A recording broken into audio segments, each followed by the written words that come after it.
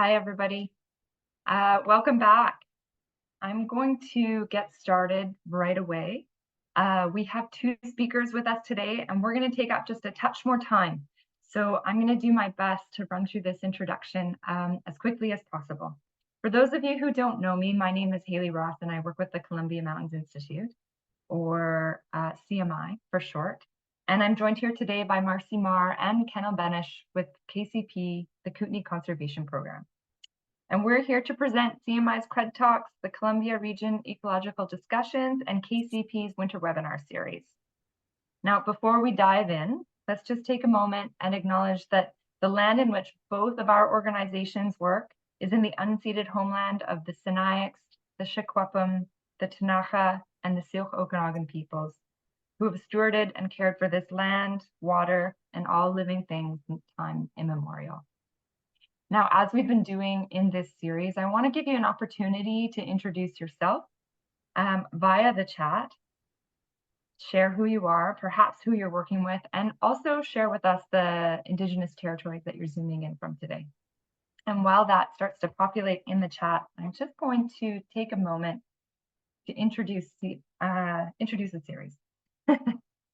Okay, so we're exploring the theme of wildlife corridors and ecological connectivity. We're welcoming 8 speakers who will discuss this theme from different perspectives and provide a wide view that can inform the conservation of connected and resilient landscapes in the Columbia Basin.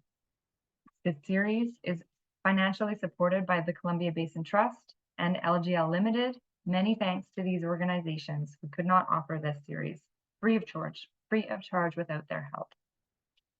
Thanks also, of course, to all of you who are tuning into what is the 7th webinar in this series, where we have Dr. Michelle McLellan and Dr. Lana Ciarniello, who will examine the success of coexistence strategies in an agricultural community that is critical to the recovery of southwestern BC's 5 threatened grizzly bear populations, the Pemberton Meadows.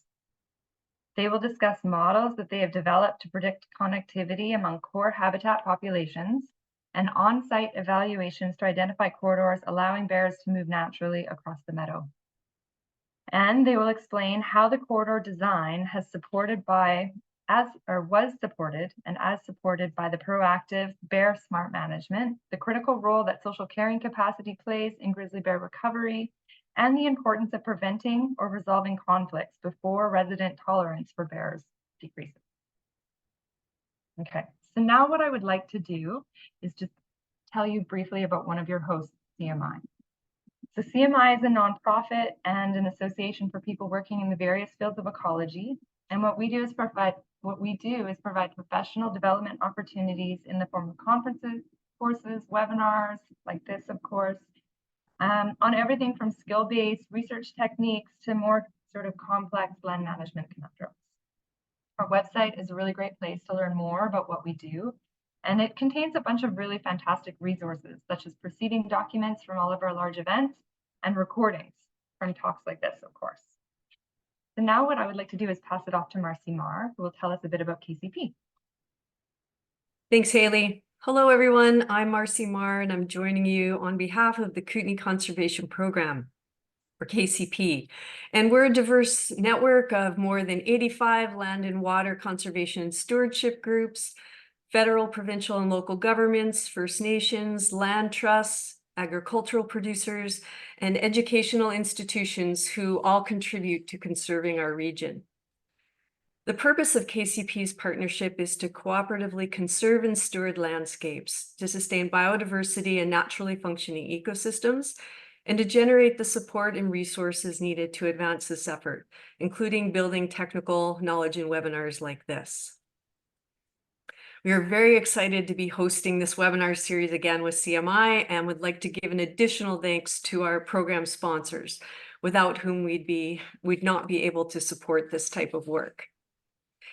So now just a couple of housekeeping details and we'll get started. So this webinar is being recorded and will be posted within a week to both CMI's event webpage and also KCP's Winter Webinar Series webpage. We'll have a Q&A at the end of the presentations. So please use the Q&A function in your Zoom toolbar to add a question to the queue, and we'll do our best to make our way through them. You can also use the upvote button in the Q&A. So if you see a question that's similar to yours, or that you'd also like to see answered, please press the thumbs up icon by that question.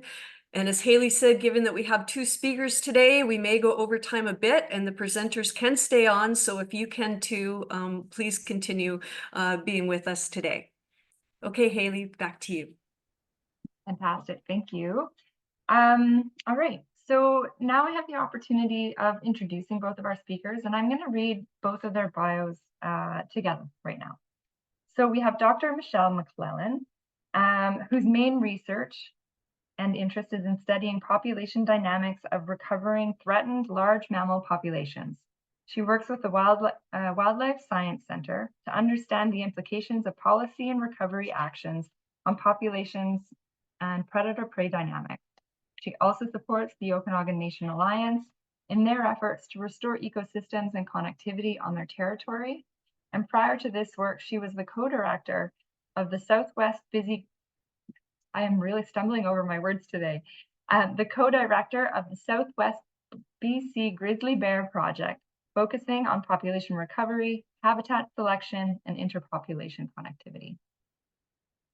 So Michelle has recently sustained a concussion, and I'll just let you know that her presentation is going to be pre-recorded so that she's as present as possible for the Q&A. Now, before we start that, I'm just going to read Lana's bio as well. So Dr. Lana Ciarniello is an independent scientist who has conducted research on American black bears and grizzly bears since 1993. She is currently the principal investigator for the Orphan Grizzly Bear Rewilding Project, which is the only rehabilitation and release program for the grizzly bears in North America. Lana believes in science-based management of bears to support human-bear coexistence. Her research interests focus on the interaction of humans and bears, and particularly related to urban expansion and the recovery of listed population. All right, so what we're going to do now is dive right into Michelle's presentation.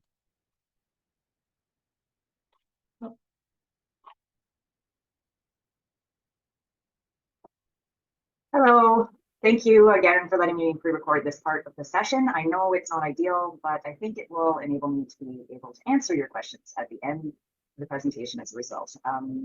Lana and I would like to share with you some of our experiences in understanding what recovering grizzly bear populations in BC looks like. I'll start at the broadest scales, outlining how we've come to where we are.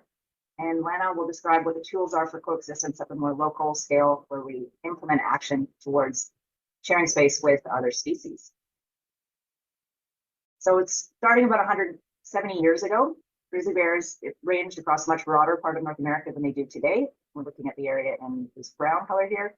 This is where grizzly bears used to be throughout the Midwest of the United States, along the Rocky Mountains and Sierra Nevadas.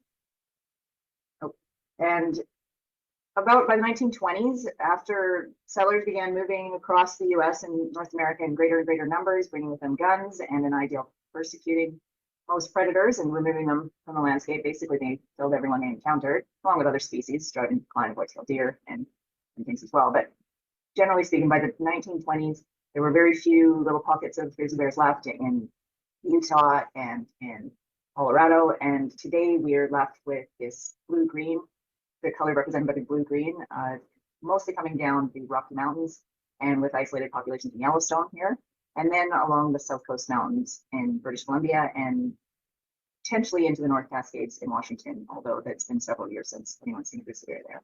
So we're going to be focusing on this area along the peninsula of occupancy that kind of comes down along the Coast Mountains. There hasn't been nearly as much research in this area. At the time of this beginning of this study that I'll present to you, there had been at least 32 studies in the Rocky Mountain ranges and hundreds of papers written and thousands of bears radio collared, and by comparison, there were only about 30.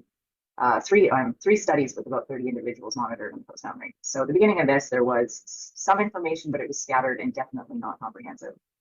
So zooming in, just for a bit of background, these populations that we're looking at is in this area here. This is how they've been ranked more recently for conservation ranking in British Columbia. And we see that these three populations down here are extreme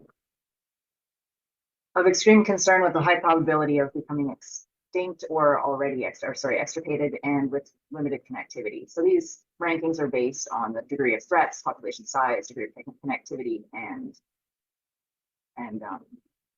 so here again, we'll be focusing on this bottom here. So moving in, so I've changed the colors here. So what was red and the high threat, extreme concern, is now yellow. So you have the North Cascades, Stein-Hattelatch, and Garibaldi Pit. And these are adjacent to the Squamish-Lillooet population, the Selkirkwood Ranges. Now, if you're not familiar with the area, this is Vancouver here, several million people living in this area here. The Fraser River separates the Stein-Hattelatch from the North Cascades. And then this is the Howe Sound in Squamish and the Cheakamus and up to Whistler. So this is Highway 99 now goes through this way and receives some of the highest traffic volume of any highway in BC. So in the mid-1990s, there was suspicions that, and grizzly bear hunting had been stopped in the 70s in Squamish-Lillooet in the year 2000 in the Selkirkwood Ranges and Stein-Hattelatch. And there wasn't really a great idea of how many grizzly bears there were in the area. There was a lot of land use planning going on in that time, and group of biologists, government biologists, and Statling Nation in Lillooet decided that it was a good idea to inventory grizzly bears in the area, across the whole area, and as well as looking at individuals in some of these areas to understand what was driving their populations there. So to begin this, Clayton Apps, and along with Bruce McLellan, Tony Hamilton, and Steve Rochetta, did a region-wide, with help by Bateman, did a region-wide DNA mark recapture program between 2004 2008, and they were using genetic tagging from hair samples on hair corrals that my doctors talked to you before about across this whole area, not this North Cascades, but all these other population units. And they were looking for population size and degree of connectivity. And what they found was that there were a lot fewer bears in the Stein-Hattelatch than they had anticipated. They had expected about 60. Instead, the population was small at about 23 individuals estimated from the mark recapture program. They had 0 detections in the Garibaldi Pit. There have since been a few bears feeding in the Pit River on salmon, but very few in number. And then the Squamish-Lillooet had some bears, but was genetically connected to the Toba Butte and the Selkirkwood Ranges. And this area had, several hundred overall, and were connected northward to the contiguous population that we saw in the first map. So the population was relatively large up here, but there was some signs of historic genetic isolation along these valley bottoms. This is the Pemberton Meadows that Lana will be talking to you about more deeply. And then this is the down part of the reservoir. So this is the Bridge River, where there used to be a large salmon run up into this upper reaches here, but now it's been dammed. And then here, this area is flanked by large lakes and human settlement, and then the Fraser Canyon on this side. So following that initial population sample, we both did a coloring program. I was hired as a field tech at that time with my only skills of tracking bears and not getting motion sickness, flying to find them. And we began and then in 2010, we continued doing a DNA monitoring program in a subset of the population. So in this lower part of the Selkirkwood and Stein-Hattelatch, to try to understand whether there were changes, what the difference was, like why were there so many more bears here and so few here, and some of the genetic differences between them. So we found that the Selkirkwood population looked like it was recovering. Populations were growing, cub survival was high, female survival was high. In comparison, the Stein-Hattelatch population was roughly a third the density of the Selkirkwood, and cub survival was low, natural mortality was high, and there were a few instances of human-caused mortality. But because this population was so small, sample sizes were small, so drawing really strong inferences is a bit challenging given that this photo was taken at a water hole in the Selkirkwood population unit. So the first DNA monitoring or region-wide sampling of the whole area, and then our subsequent population monitoring identified the several population fractures. So we have the one that between the Squamish-Lillooet and Garibaldi Pit following Highway 99. Now there wasn't a resident bear population in the Garibaldi Pit, so it's a fracture along there, and it seemed as though this was the boundary to that. No bears were detected on this side. And then there was a population fracture between Pemberton and Darcy, and we'll see later that this differentiation had quite a strong genetic signal in that, suggesting that it had been separated from many generations.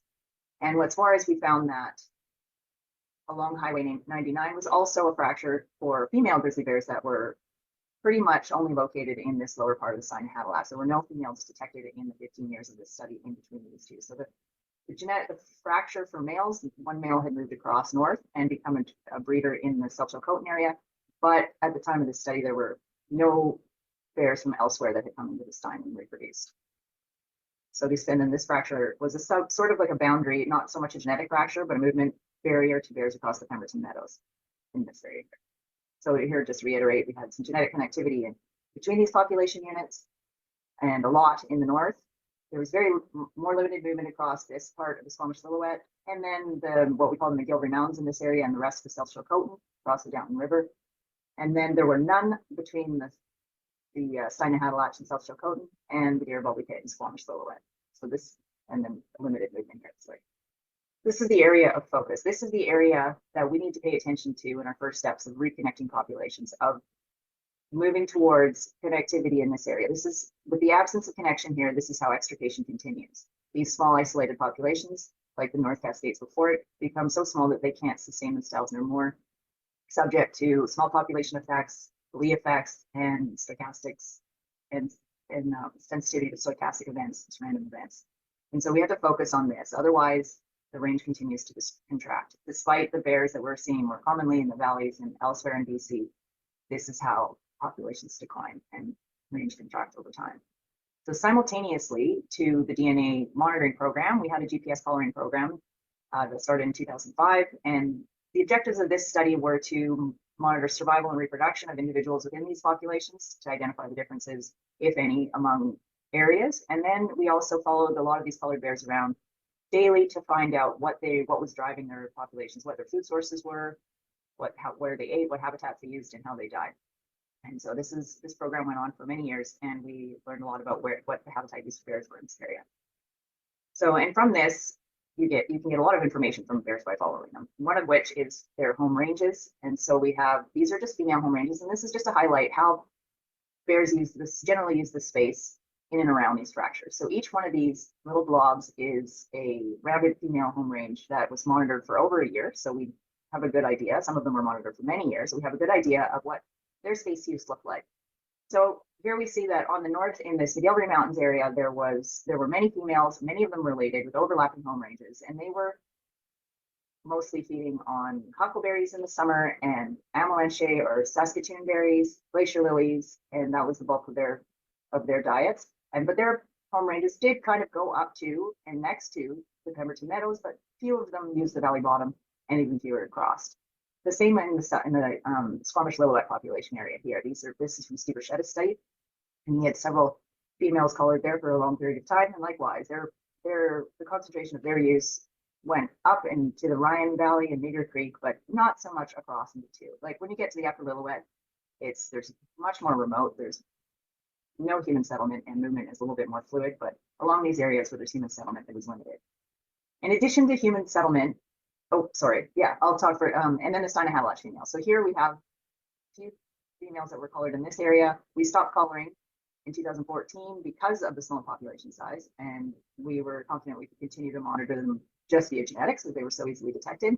But here we had the females that were up into Highway 99, but not crossing. So there was this area used by males, or a few males, but not by females in between. And female grizzly bears are usually highly philopatric, so they don't move far from their mother's home range, most commonly. Some do.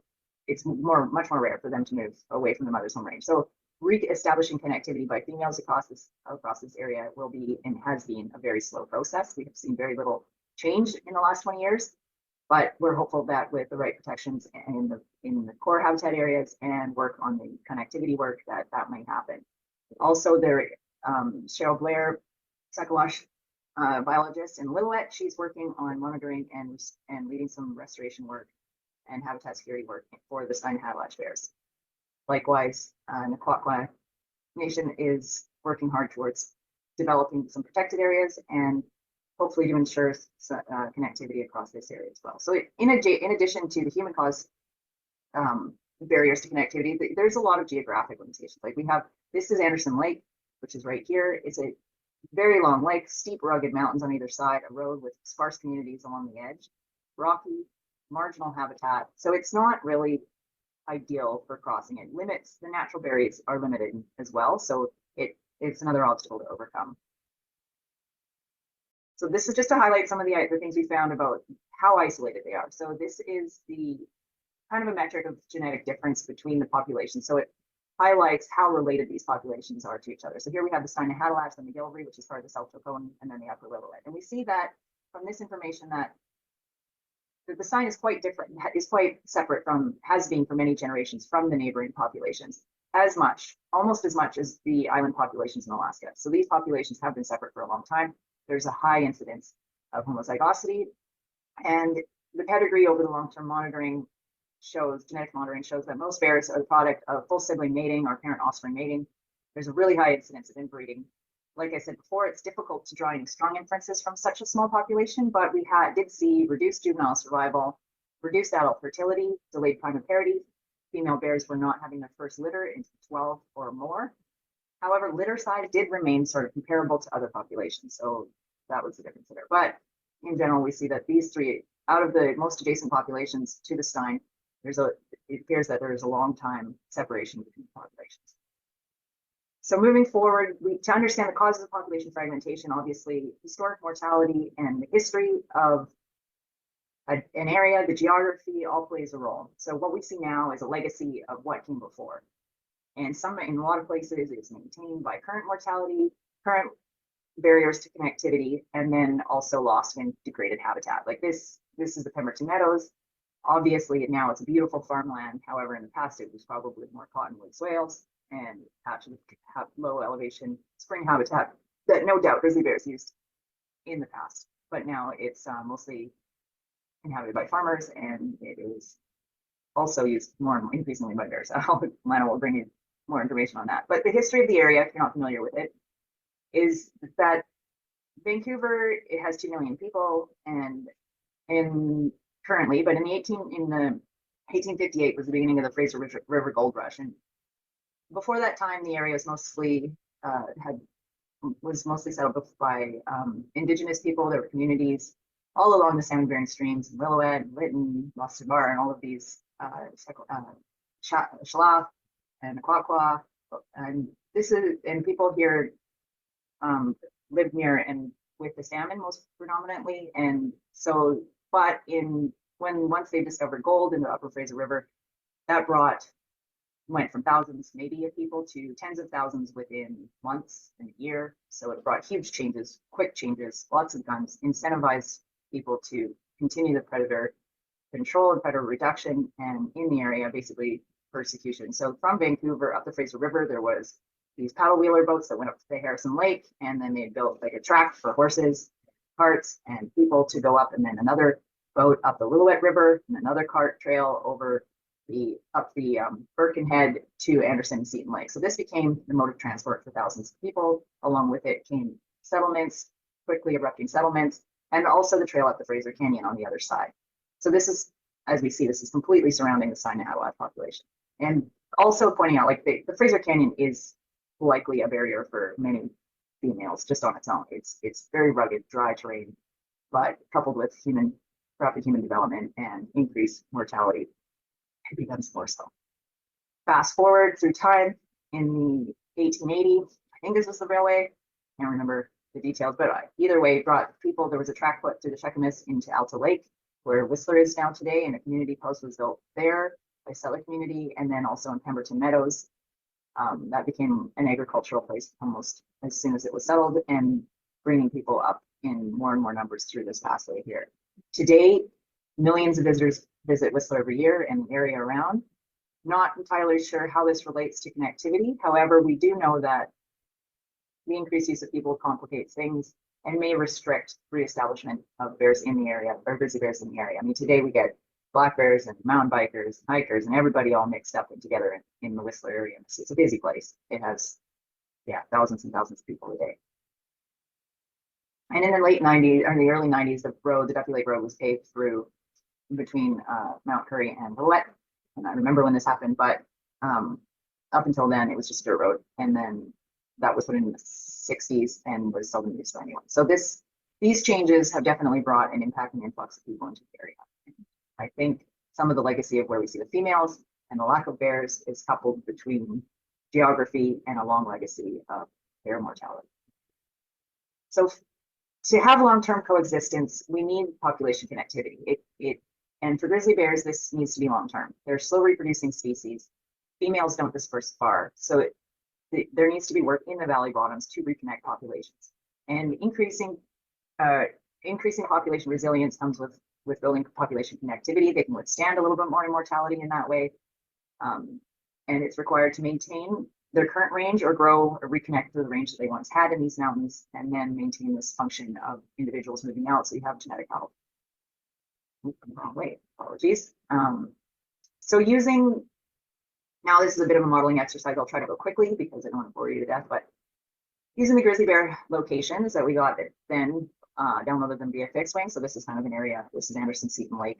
Here you can see, we use these GPS locations to build habitat selection models, which relate bear location use to GIS maps, things like climate and land cover, disturbance regimes, fire, forest harvest, and those things. And using that, we found patches of core habitat areas and then the least cost paths between them. And so grizzly bears tend to use patches of food for a time and during the seasonal patches of food and then move between them. So their home ranges usually consist of lots of patches, and then they move between them. So this is, although it's a modeling exercise, it is somewhat reflective of the way that bears use the landscape. And so we looked at where these core habitat areas are, and then other factors that would resist their movement between them, either poor habitat, crazy geography, big lakes, roads, human settlement, and using these two layers, we built areas where we thought there'd be linkage between them or where we could secure and develop linkage between them. So this is the spring model. So this was the model that we used to predict how they would move. Bears in the spring in this area so far tend to focus on avalanche shoots. They're abundant. They have lots of glacier lilies and other food sources that the bears focus on at that time of year. And then, so first we use locations from the spring to identify where good habitat quality was. And so these are often just in the valley bottoms. Obviously, the Pemberton ice fields here doesn't have a lot of glacier lilies, but it's not so much barrier connected. But we had identified these habitat areas for movement. And then we also used other seasons to combine with spring for core habitat areas, which are essentially clusters of high quality habitat or big patches of high quality habitat that are used by a lot of bears. For example, this patch here is the Tankwell huckleberry field. It is a burn from the 90s, and at one time it had 16 grizzly bears using it that we detected in one DNA site, and the most huckleberries we've ever seen. And so, and this area is right adjacent to the Pemberton Meadows. So it is the cornerstone of a lot of those female home ranges that we saw before. Likewise, there's another one up here. So these are all spring habitat. So there's these patches, large patches of high quality habitat that form the nodes between which we want to connect. And then there's the resistance. So this is the Pemberton Valley. This is apparently the most expensive house ever sold there. And then with this human infrastructure sometimes comes attractants of these fancy chickens. So these are all the houses, these black triangles here are all the houses that in human residences and settlement and infrastructure that may form barriers to bears moving across the area or also mortality sink. So using the habitat and then the houses, we get this idea of how they're likely to flow through. So here you get a bit limited movement where there's lots of people because they're a barrier to connectivity. But we see that some spots, despite this, will still have a likelihood of bears moving through it. And so the north end of the Pemberton Meadows, partway down, so Lana will be focusing on this area to look at how we take this broad scale picture of connectivity in a whole area and bring it down to the small area where mortality happens and where connectivity happens in the individual lifespan of a bear. So here's kind of a 3D Google Earth view of the Pemberton Valley, Pemberton Meadows, and grizzly bear locations in the area. So basically, we're trying to figure out where they're going to cross, where they're going to use the valley to reconnect, and if so, will they survive? Thank you so much for listening to my part of the presentation. I'm really sorry that I had to do it this way, but hopefully I'll be able to answer some of your questions for it, and I'll pass it over to Lana. Thank you.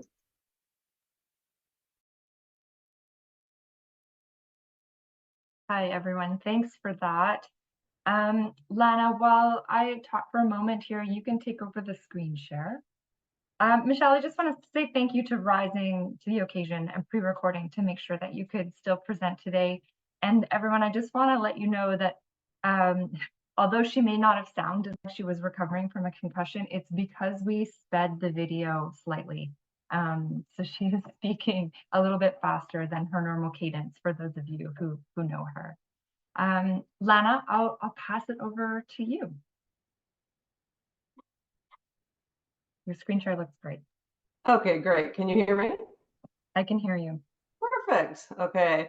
Thank you so much. And I thank Michelle for that wonderful introduction, and upon all which the science on which this work is that I'm going to present is based.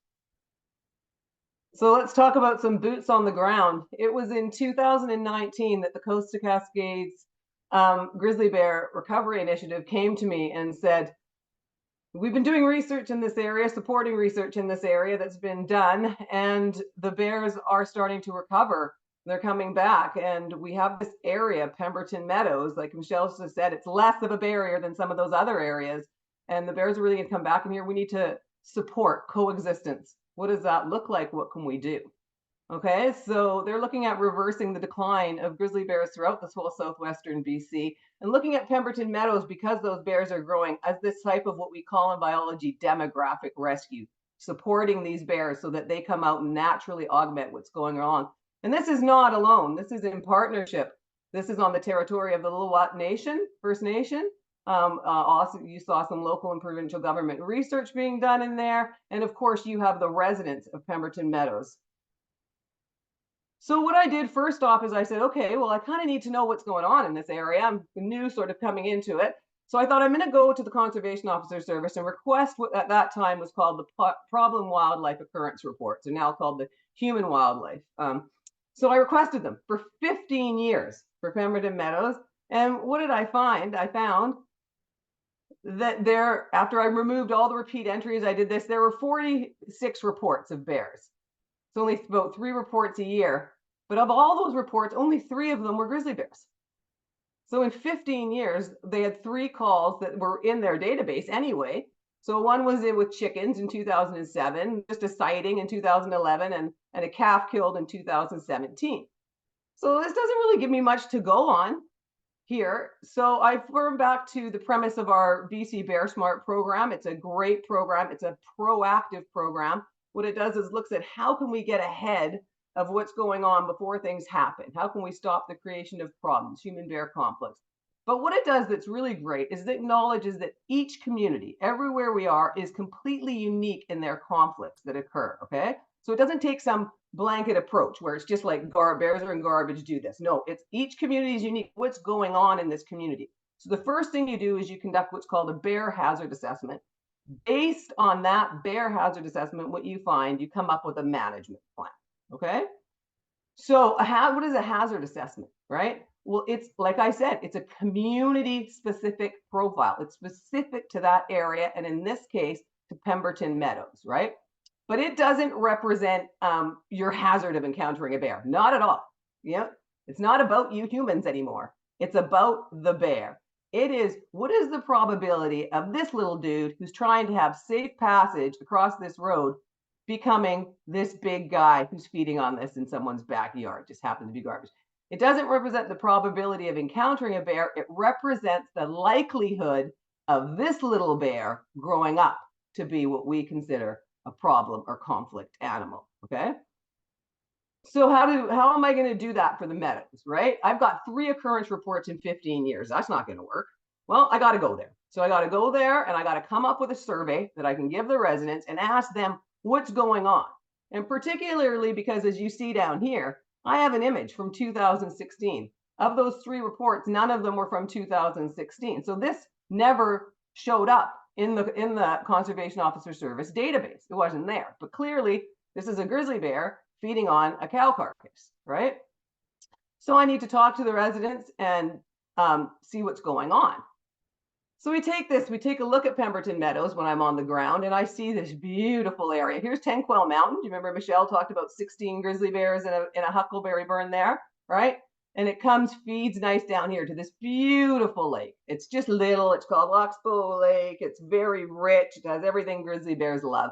And then we see that this is all settled. These are big farms and farmland. It's an agricultural based community. Due to that, there's going to be restrictions. There's restrictions on land use due to its location within the agricultural land reserve, okay? Now, what does it focus on? It focuses on bovine livestock. It focuses on our potatoes, where we get our potatoes here, grains, carrots. They're a grizzly bear's favorite food. Hay. Oh, he doesn't love some lush spring grass coming up, right? So those are the kind of things that are going on in this agricultural-based community, right?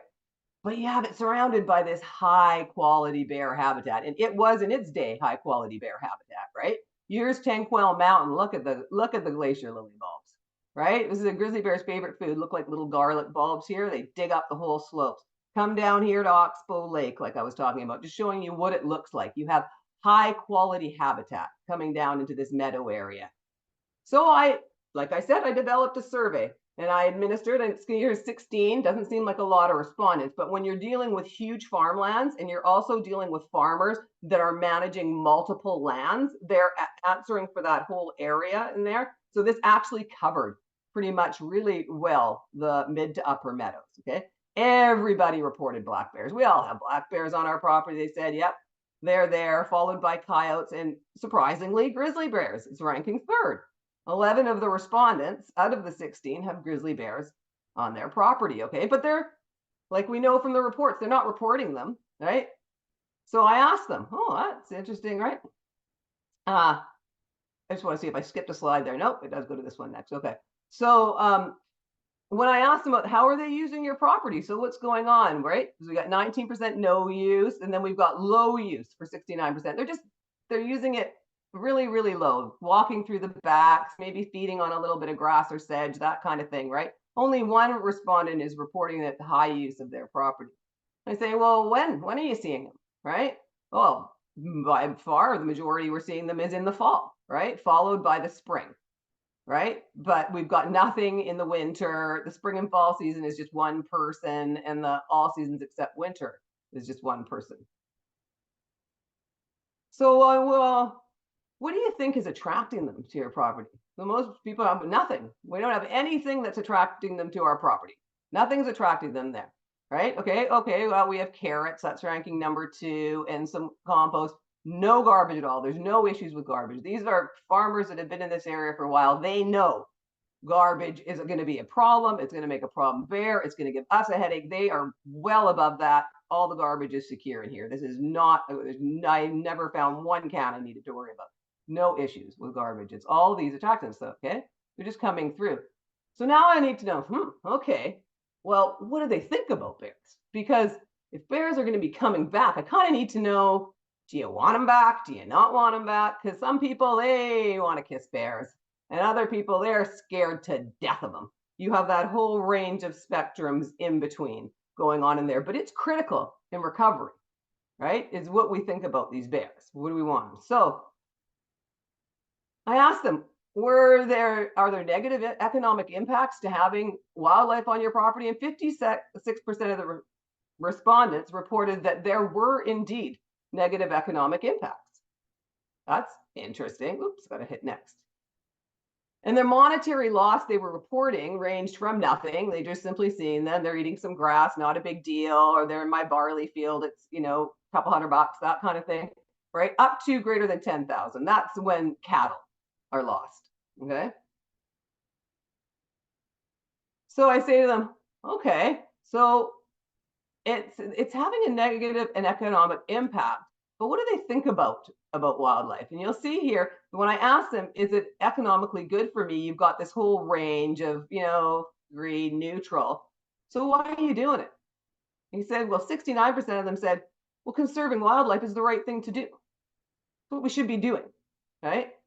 And I said, well, is it an important part of being a good neighbor? And 62.5%, yeah, it's an important part of being a good neighbor, right? And then half of them, and if you combine this with strongly agree, that's going to be 75% of them said it's a high priority for me. So I just feel, I'm farming this land. It's a high priority to have wildlife as well. Okay, so this is pretty good. I'm thinking this is pretty great, right? People are wanting them to come back. So now, okay, so if we want these bears to be in the area, how do we get them in the area, but move them through? So like we said, this is a fracture, but it's not a huge fracture. So we can essentially reconnect this again and make it a stronghold. But we need to identify what would trap them, what would keep bears in there, right?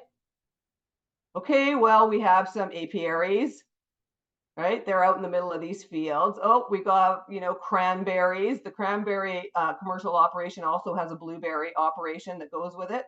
We also just have some residential trees, and you'll see some electric fencing around here, but certainly not of the quality that's going to deter any grizzly bear, right? But I want to move them. I want to move them down here, and I want to move them across this line. So I need to manage these. So thinking about this, how can we do it? I could come up with a 2-corridor design. The first one's called the Oxbow Lake Corridor, and that's going to move bears north-south, so allow them to move from Tanquil down and over to the Squamish-Lillooet. Then I come up with another design called the Camelback Corridor. It runs along the base of the mountain ridges. Essentially, you would say east-west, but it kind of cuts down south. So I'm saying here southwest, right? And I go in there on-site evaluation. This is what it looks like when you're coming down here. These are properties, okay? This is Oxbow Lake right here, right? And these ones that I've highlighted in blue are ones I'm suggesting be purchased if possible. If these properties come up, they're like a linchpin in keeping this connectivity and this corridor design together and keeping bears safe. And I want to take them off the mountain down here. This is a wetland protected area because it's the Oxbow Lake. Across here, and this is all in between here, in between these two red lines, is a protected area to protect what's called the salmon slough, this habitat going on in here. So I want to move bears through here, skirt them along the side of this person's property, the salmon slough, and connect them up to this Camelback corridor that I've got running along the back of the ridges, or essentially the back of all of these people's property. Okay, and this is the corridor design. And at the time, Michelle wasn't available to run the connectivity modeling. So we came up with a design and we were running with it until she was available. But eventually she was available and she actually ran this. So this is the scale. This is the property value modeling for purchasing things. And sure enough, when you run the whole area, she showed you the fractional area. This is Pemberton Meadows. Where does it come up on your highest connectivity value? We need to keep that. It's done for property purchases and it's to make the area safe, right? So we don't have leaking grain silos in here. We can restore it to safe habitat, restore it to safe passage for these animals. And it's predicting the same thing I'm seeing on the ground, on this boots on the ground. So here's what it looks like. We're going to come down, we're going to hit Oxbow Lake, and we're going to follow the salmon slough, okay? And we're going to link across. But it has to be safe. We don't want to stick them in there. Right? This is linking right up here to coming back down the Camelback corridor. Here's the telemetry locations on top. Thank very much to Steve Rochetta and Michelle and Bruce for providing this data. Okay, but you can see here, really when you've done a lot of modeling, even without the modeling, you can kind of predict what it's going to say and where it's going to go when you just look at telemetry locations, which they allowed me to do. So we have these 2 corridor designs and we're hoping for some property purchases along in here. And Michelle's model predicted it again. And here's the linkage showing the exact same areas like I came up with, exactly running along the Camelback, moving down and running through. So it's really well. What we're seeing on the ground is exactly what we're doing. Here's a look at the Camelback corridor for you. What's really interesting about the Camelback corridor, it runs all the way down to the Ryan River. NCC has purchased a property from the Millers in there. We will show you where that is. And Steve Rochetta considered this a grizzly bear nursery. This is what I talked with him, what he called it to me. He said it's just such an important area down here in the Ryan, okay? And this is what it looks like along this Camelback corridor. Super open, nice ease of movement in these back, as soon as you get yourself onto it, that is. And then, there's bear prints already in there. There's marked trees. There's hair on the trees. It even looks like grizzly bear hair. So I guess it used to be, I looked into it, an old logging road that's growing over. You're not putting any motorized transport in there now. It used to go in for a ski race, but it's really nice for the animals to move along, okay? So we need to, yep. Very sorry to interrupt. I just want to give you the heads up that when you're using your cursor to show us on the map, I think it's on your presenter screen. So the folks watching can't see it. Oh, darn. Okay. Well, sorry about that. I don't know how to do it Do you know how to make it so they can see it, or should I? You just put it on the other screen. Oh, I see. I put it on this screen. There we go. Oh, then Yep. I can't switch. Okay. So what? Okay, thank you so much. So we want to support this, right? So we've got this design now. We need to move them safely across. We want to support it. Here's our first e-fence champions. Yay, the Van Loons, just wonderful family, super conservation oriented. Also grow potatoes for the commercial industry. So here you can see here they're first installing it. This is done with Jeff Marley of Margot Supplies led it. He comes in to the area, so we make sure the fences are all completely properly installed, cleared, and also to teach residents how to maintain them, to keep them going, right? It's a cost sharing initiative with C2C. It was 70-30. We're offering on-site support, and this is what it looks like here, okay? This is the corridor. These are the suggested property purchases to move them up here, the upper meadow area. This is Oxbow Lake corridor. Here's the Camelback, and we're supporting the design. You see it all coming in here, and this is down to NCC's conservation area. This is just because the line went under the blue. Oh, yeah, I'm doing it again. This is just because the line went under the blue here, but this is NCC's conservation area. We're supporting this design up here. These are the property purchases I recommended, right? So that's all coming down through there. So now, this is the e-fence sharing program. I thought people might like to see this. This is how many fences have gone in. We have one resident on the list so far, a farm for 2024. So that their acreage is not yet in there, but this is protecting so far 22 acres, okay, of farmland, and protecting everything from your carrots, your chickens, pigs, right? You name it, right? The fences are going up and around there. This is what it looks like on the ground. So here we look, we got this grizzly bear family. This is the Van Loons. We thank them for allowing us to show their place. This is the e-fence right here. It's protecting their carrot crops. These are their beautiful potato crops. We don't need to e-fence them because the bears, similar to us, they don't like not cooked potatoes. You can't eat those, right? But here's what it looks like because they're going to be in these fields, right? Because this is spring green up. This is what they're eating. So this is trying to protect that design and to keep this mother and her cubs safe. Now we're not only ending there, we're targeting our education. Okay, so we're not just giving out a pamphlet on, keep lock up your garbage, this, that. No, this pamphlet it's made, it's targeted, it's the results of your bear hazard assessment, and it's saying, here's what's going on in your community, right? And here's what we found, and here's why we're asking for this coexistence, right? And we support that. Now, don't forget, I was there in 2019. Unfortunately, the pandemic happened. We were all locked down. I couldn't get back in there. As soon as I could get back in there in 2022, we held a resident meeting here. We presented the results of the hazard assessment. We talked with everybody on the ground. We told them about the electric fence program because fences hadn't gone in yet. And can they sign up? Now, as the grizzly bear started to come back, we haven't walked away, right? Here, Bruce McLellan came back, held another community meeting. Everybody's in a circle where they can share what's going on. How do we support you in this recovery? You're living in the recovery zone, right? We're not dropping you. So here's the trappings of success. Here's what starts to happen, okay? Now, up to this year in 2023, they count up to 8 bears at one time visible in the meadows, right? So some of the residents start saying, oh my God, well now we're actually like it's happened, right? And so here's a quote: coexistence is nerve-wracking and potentially dangerous. Residents do not feel that they should shoulder the full burden of coexistence, nor should they shoulder the full burden of coexistence. For those who don't actually, live in grizzly bear country, let me just show you what this looks like.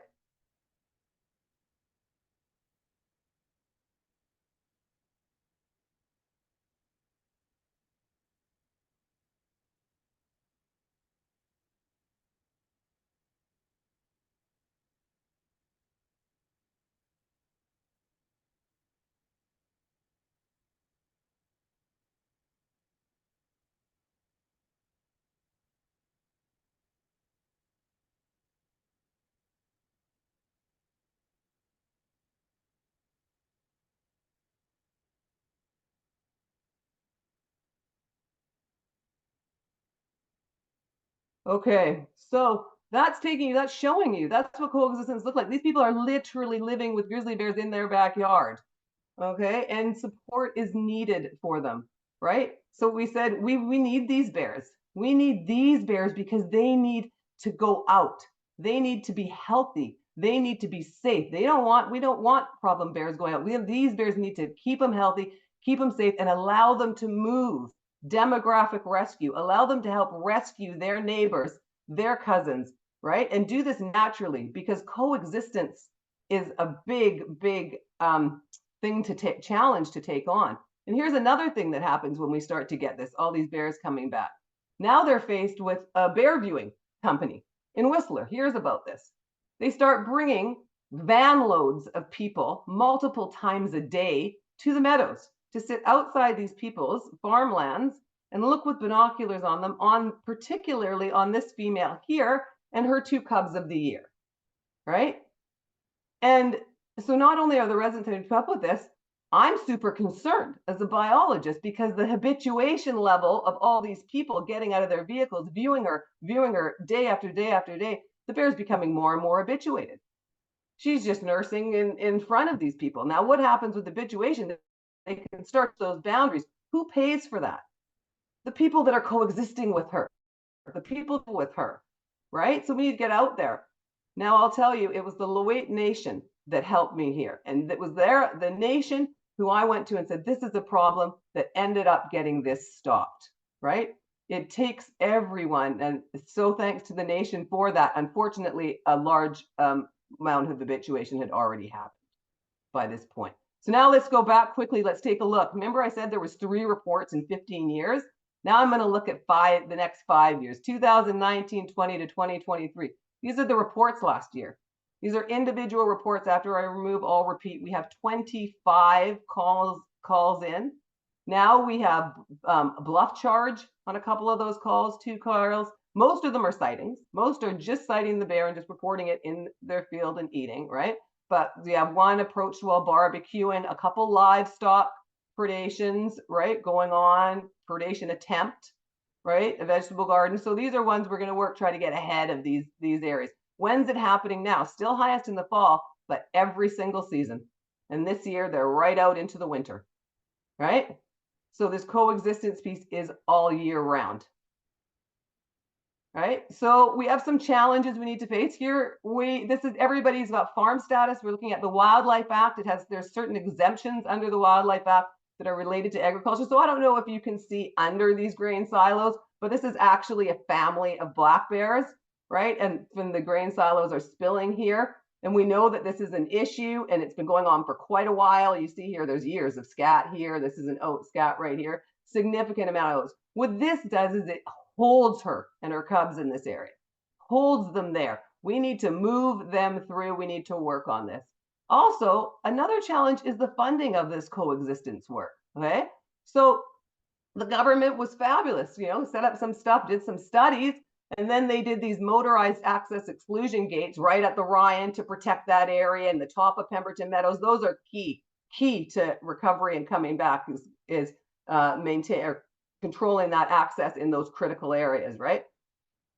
But then it seems like they walked away, because all of this coexistence works is NGOs. All of this is C2C. All of this is and so with support of the nation. But what is going on here? Like, where are these programs? These people need a bear resource officer. They need ways to help. And as this spreads and these bears go out and this demographic rescue happens, this is going to be needed throughout that whole stretch of recovery. Someone needs to be able to go in and tell those little guys, you can't be that close, and we're going to maybe give you some aversive conditioning to do it. Someone needs to be trained to do it. It needs to be a proper program, properly recorded, right? It needs to be systematic. So help is needed here. So in ending here, what I wanted to tell you is that recovery takes a village. It cannot be done in a silo. It is not one person, I will tell you that. And you cannot tell yourself, oh, these people really want it back, when you haven't done the groundwork to determine that, because you will just end up with a dead bear. Okay, it's the bears that really can pay the price, or unfortunately, maybe a human gets hurt. We can't do that. It takes a village. We all have to work together on this. So I think that our work, Michelle's and mine, and everybody else who's it's based upon, it highlights the importance of using a multi-scaled, multi-stakeholder approach for long-term coexistence. We have to work together. I want to leave you with a quote from a colleague of mine who had this written down. I just want to say it here. If habitat connectivity is one critical key to conservation in a climate changing world, human-wildlife coexistence is the currency that will help buy it. With that, I want to thank all of the wonderful people that are working to keep bears healthy and wild in the Pemberton Meadows area. Okay, it takes a village and you are a part of this village. And with that, I'll take any questions. Oh, that was excellent. Thank you, Lana. Yeah, what a great amount of work. Thanks, everybody. There are a number of comments coming in on the chat. Please direct your questions to the Q&A function, please. Anybody who has a question can enter it there. And Marcy is going to relay those questions to Lana and Michelle. Michelle is here too. I'll pass it over to you, Marcy. Yeah, so there's a question in the Q&A that someone asked and then sort of rescinded, but I think it's a good one in terms of looking at beyond grizzly bears. When you look at these corridors you were presenting us with, Michelle and Lana, particularly Lana, as you were zeroing in on places, can you think about it in terms of what might benefit multiple species? In some landscapes it might be caribou, but in this landscape, what else do you think is benefiting from grizzly bear habitat connectivity being restored? Absolutely, and we did do that actually when I was trying to really sell those properties in the Upper Meadows, connecting onto the salmon slough there. So you've got your aquatic habitat, not only your salmonoids, which also have suffered in this system. You are protecting them as well, but also your amphibians, right? And your bird species as well. So there's many species that can be protected by implementing this corridor design. Thank you. Great. Another question is, this is for Lana. Do you think the local support you found for wildlife is unique to this valley or normal, like occurring in other places maybe?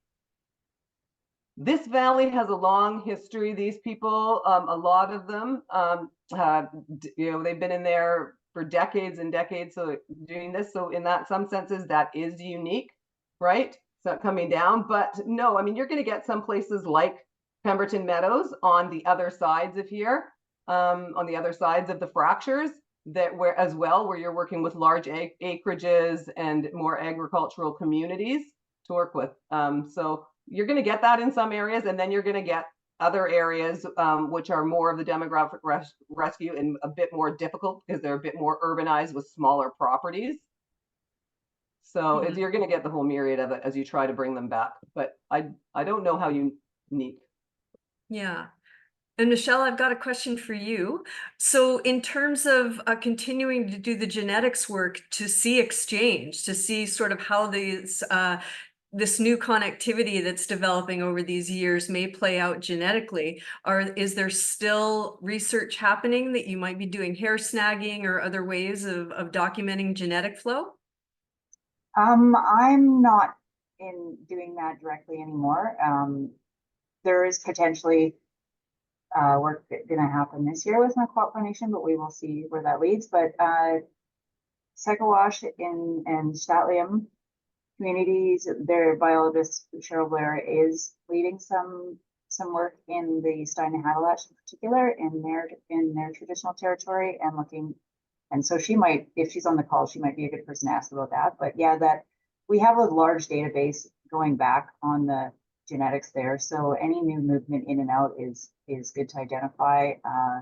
There have been a few community given samples from the Pemberton Portage Road fracture, and we've looked at those, but nothing like hopefully will come, but nothing concretely planned at this time. Okay. For that, I'm sure, yeah.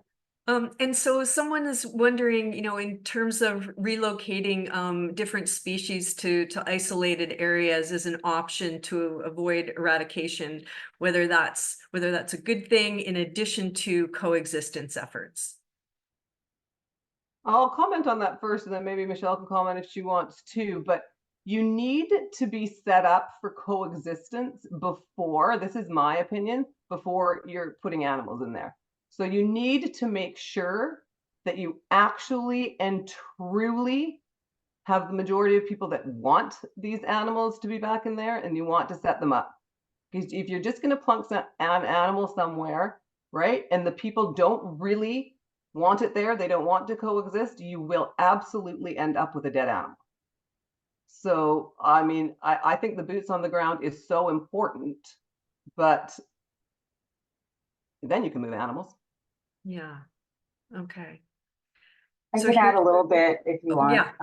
I mean, like Lana said, it really depends on the scenario in which it's happening. I mean, it has been effective in restoring a population in the Cabinet Mountains in the United States, and also in Spain and the Pyrenees. They've restored some grizzly bear populations there. So I think if there's space for it and social support for that, then it is potential, but it is a long, expensive, and very involved program. So when it's taken with those initiatives within the context of increasing survival, I think it can be advantageous. In this case, I think trying to also support natural connectivity by supporting the growth and the survival of the neighboring populations is key and likely the long-term best case scenario for those dwindling populations now. Okay. And then also for both of you, here's a question. What would you recommend be done or next steps to address barriers to movement between Whistler and Squamish, specifically East-West Highway 99? Any studies or plans in the work for highway mitigations? I'll give that one to Michelle. She likes that. Okay.